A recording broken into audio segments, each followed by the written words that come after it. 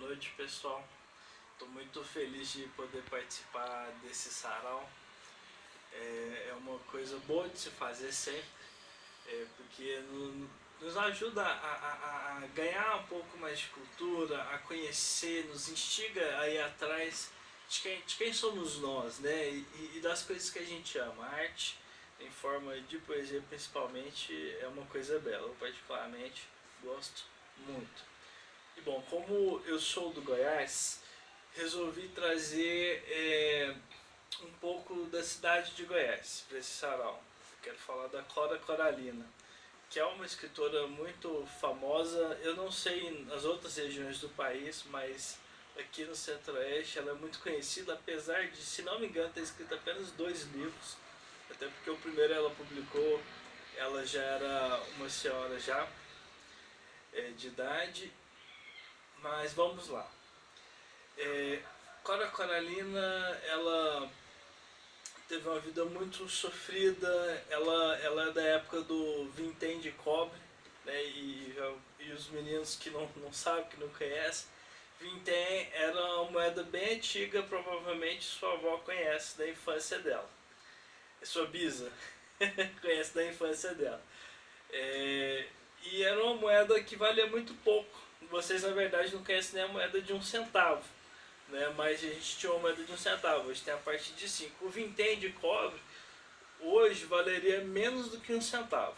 Então eu vou ler aqui, que eu peguei aqui sobre... Bom, antes de eu ler a poesia da Cora Coralina. No tempo do 1000 réis, o vintém de cobre era a moeda mais desvaliosa, aquela que mal comprava um doce. Cora Coralina batizou com o nome dessa velha moeda as suas quase memórias, ou meias confissões, como ela prefere, redigidas em versos. Vida tumultuada, cheia de esbarrões do destino que, em vez de provocar desânimo, podem despertar no espírito de Ana Lins dos Guimarães Peixoto Bretas, que é o nome verdadeiro da Cora Coralina, uma fibra de guerreira e uma sabedoria considerada simples, por vezes meio marota, feita de respeito e piedade pelo ser humano, sobretudo pelos que sofrem, mas também com um fundo de ironia mansa e de malícia sem maldade. Um humor típico de gente do interior, um sarcasmo angelical, mistura de humildade franciscana e revolta diante das estúpidas repressões da sociedade e da dureza dos costumes antigos, sobre os quais se criou, foi educada e que lhe deixou marcas na alma. Antes de ler a poesia que eu quero ler da Cora Coralina, eu quero contar a história de um professor meu que é de Goiás Velho, cresceu lá.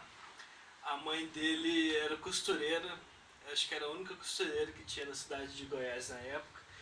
E eles moravam de frente para o rio. A cidade fica dividida no rio, não me lembro qual é o rio que divide a cidade, mas tem várias pontes para atravessar. E a Cora Coralina morava de frente para a casa deles, só que do outro lado do rio. Você tinha que sair, atravessar a ponte para chegar na casa da Cora Coralina, mas eles se viam de janela. E a Cora Coralina, ela era doceira da cidade, ela fazia doces, né? E então a meninada adorava ir na casa dela. Diz que ela era assim, uma pessoa muito amorosa, muito bem vista pela cidade, né? Antes mesmo dela começar a escrever, ela já da pessoal ali da cidade de Goiás. E quando ela começou, muitos anos depois que ela começou a escrever, e que ela teve alguém que viu as poesias dela, gostou e foi atrás e quis publicá-la, na noite de inauguração, né, dela, de lançamento do livro, ela estava com vergonha de ir, porque ela não tinha roupa, ela não tinha dinheiro para comprar um vestido, né? E a mãe desse professor meu, que aliás se chama Rômulo, professor, foi meu professor de inglês no colégio, ele disse que a mãe dele, né, muito amiga e solidária com a Cora Coralina, resolveu fazer um vestido lindo, vestido de estampa, disse que era o vestido mais lindo da cidade.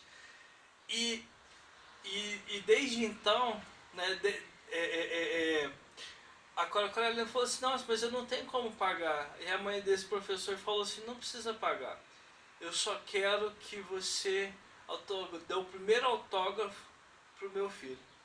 Então ela foi, pegou o primeiro livro que ela deu, né, que ela já estava com vários livros em casa para vender e dar, etc. E o primeiro livro que ela deu, o primeiro autógrafo da Cora Coralina foi para esse professor meu, que hoje é uma das pessoas mais cultas que eu conheço. Eu não conheço ninguém que fale mais língua que ele. Ele fala 7 línguas. É um cara assim que tem um conhecimento da parte de línguas e letras incrível. Foi quem me inspirou a fazer letras quando eu fazia letras. E quem inspirou ele foi Cora Coralina, através da ação da mãe dele, que quis que o filho tivesse contato com cultura, quis que o filho estudasse, conhecesse mais e, né, o resto a gente já sabe, né? Cora Coralina lançou mais outro livro, ficou muito famosa, morreu não muito depois, né? Então eu quero ler o verso dela.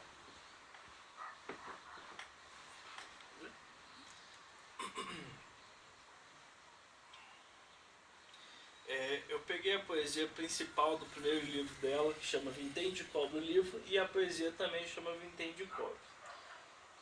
Fala assim: eu vesti um manto, eu vesti um antigo mandrião e uma saia velha de minha bisavó.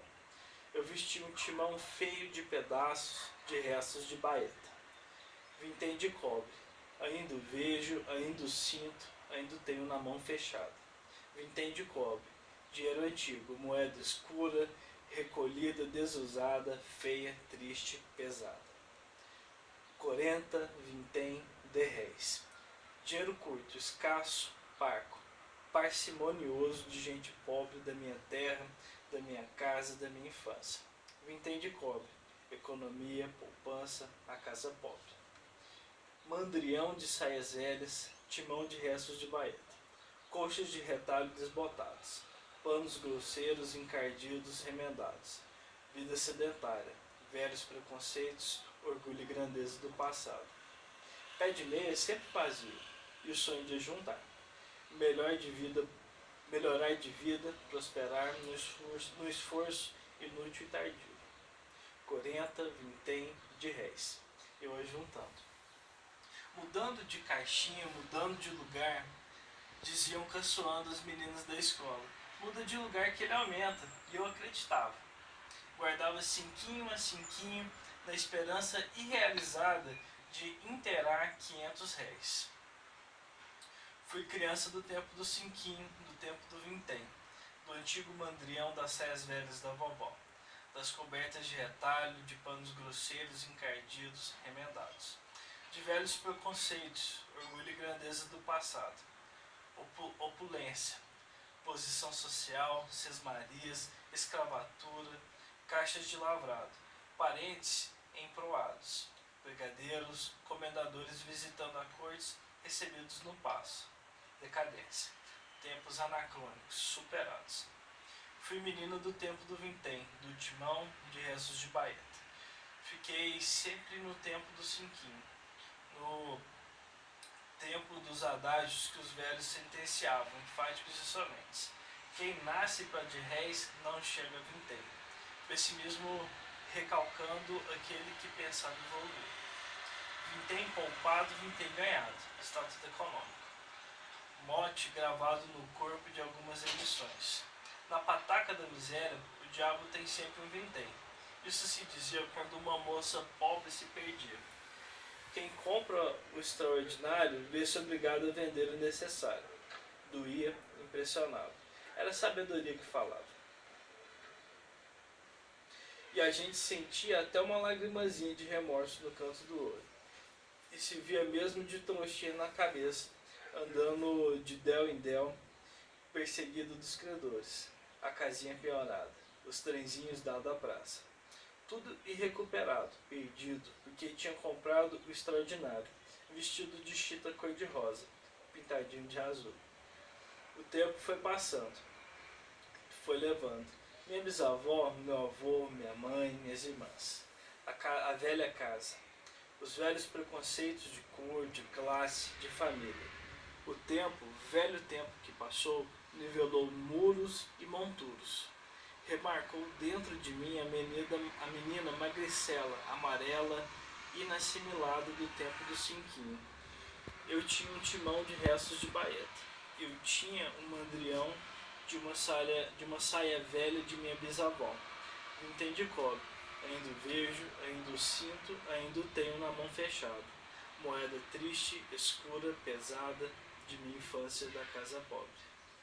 Bom, é isso aí. Eu acho uma pessoa muito icônica, né? Uma pessoa com uma vida muito sofrida, mas que não deixou se desanimar, não se deixou abater. E eu acho que nisso, quando se faz poesia através desse processo, você consegue as poesias mais belas, né? Os sentimentos mais belos, as voltas mais belas sempre vêm depois da dor, depois de uma vida marcada, né? E isso eu vejo em Clara Coralina. Apesar de não ser uma pessoa cristã, uma pessoa que a gente pode se inspirar e que eu particularmente me inspirei e ainda me inspiro muito. Bom, pessoal, é isso aí. Deus abençoe e bom resto de sarau para vocês. Até!